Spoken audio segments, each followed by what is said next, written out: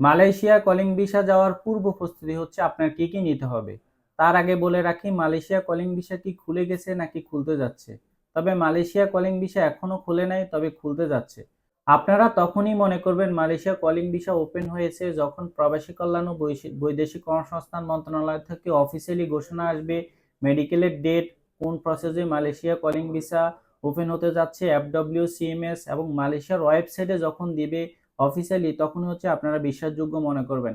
এবং সেই সাথে সাথে হচ্ছে আপনারা এই মুহূর্তে কোনো এজেন্সিতে পাসপোর্ট বা টাকা পয়সা লেনদেন করবেন না। যখন হচ্ছে মেডিকেলের ডেট ঘোষণা হবে তখন আপনার যে অফিসটাকে বিশ্বাসযোগ্য মনে হবে সে অফিসেই হচ্ছে আপনি পাসপোর্টটুকু জমা করবেন। তবে হচ্ছে এটা জেনে আপনারা খুশি হবেন, মালয়েশিয়া এবার 100% কলিং ভিসা খুলতে যাচ্ছে, সেজন্য হচ্ছে আপনারা অপেক্ষা করতে হবে। নতুন নতুন তথ্য পেতে আমাদের চ্যানেলটি সাবস্ক্রাইব করে পাশে থাকবেন।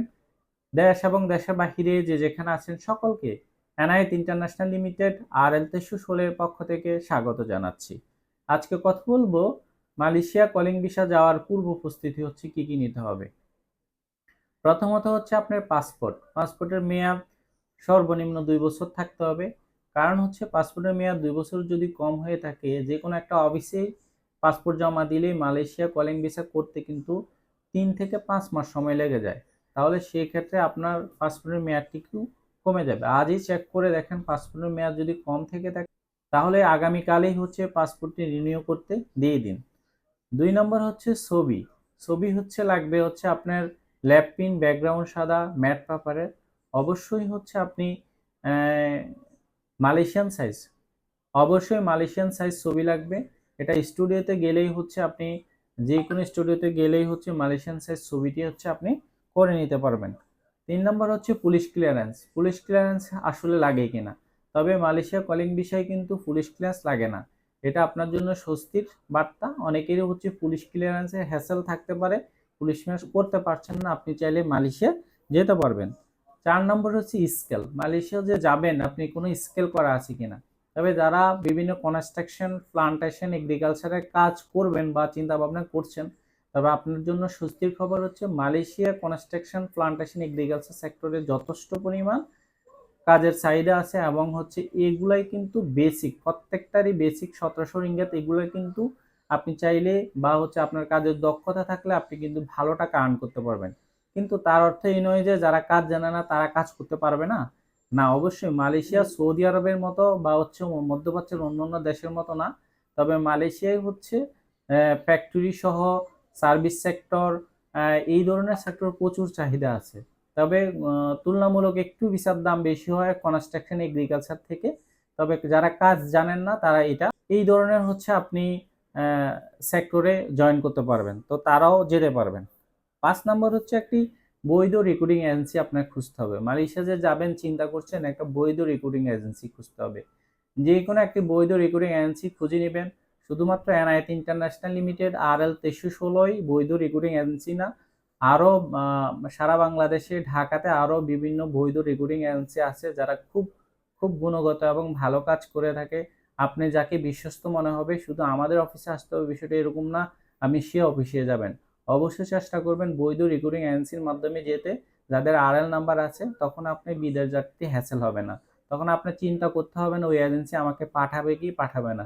যদি ওই বৈধ এজেন্সি আবার মালিকের সাথে কথা বলতে পারেন, অবশ্যই আপনি মালয়েশিয়া যেতে পারবেন, এটা আশা রাখি। কিন্তু কোনো রকম তৃতীয় পক্ষ বা থার্ড পার্টির কাছে যদি পড়েন তাহলে কিন্তু এখানে সমস্যা হতে পারে। 6 নম্বর হচ্ছে খরচের সম্পর্কে সতর্ক থাকুন। অনেকে হচ্ছে বিভিন্নভাবে আপনাকে এলাকায় বা হচ্ছে আপনার পাড়ায় মহল্লায় বা থার্ড পার্টি আপনাকে বিভিন্নভাবেই হচ্ছে খরচের সম্পর্কে বলবে। তবে এই সম্পর্কে যথেষ্ট সচেতন থাকতে হবে। কেউ বলবে হচ্ছে আসলে কম টাকায় আপনার মালয়েশিয়া নিয়ে যাবে।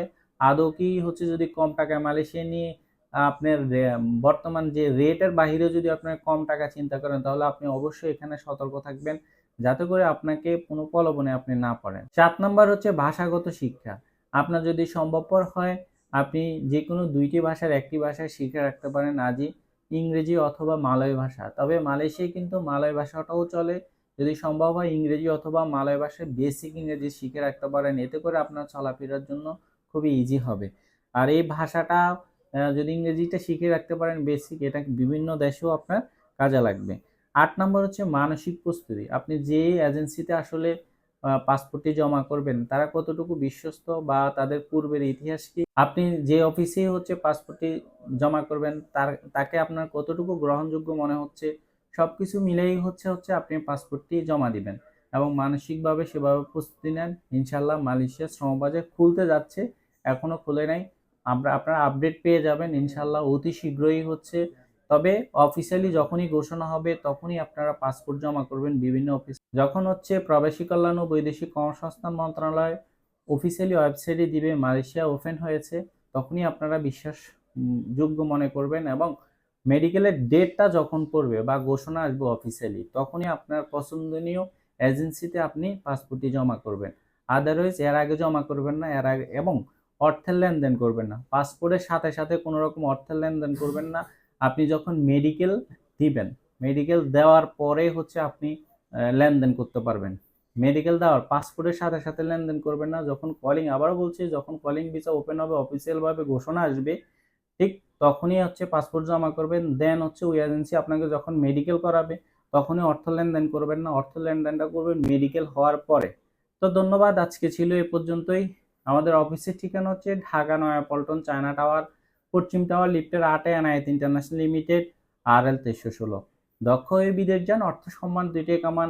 বৈধভাবে বিদেশে যান, রিক্রুটিং এজেন্সির মাধ্যমে বিদেশে যান। আল্লাহ হাফেজ।